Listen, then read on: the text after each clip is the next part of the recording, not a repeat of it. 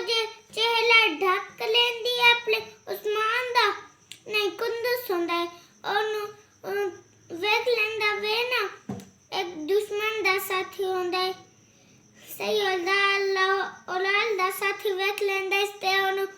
ਚੁੱਕ ਕੇ ਭੱਜ ਜਾਂਦਾ ਹੈ ਉਹਦੇ ਤੇ ਚਾਕੂ ਰੱਖਿਆ ਹੁੰਦਾ ਹੈ आधा तुम आगे बढ़े ना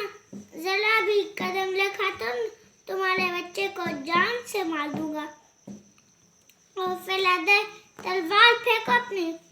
फिर आधा सुना नहीं तलवार फेंको अपनी और फिर अल्लाह सद्दा नहीं सद्दा थे फिर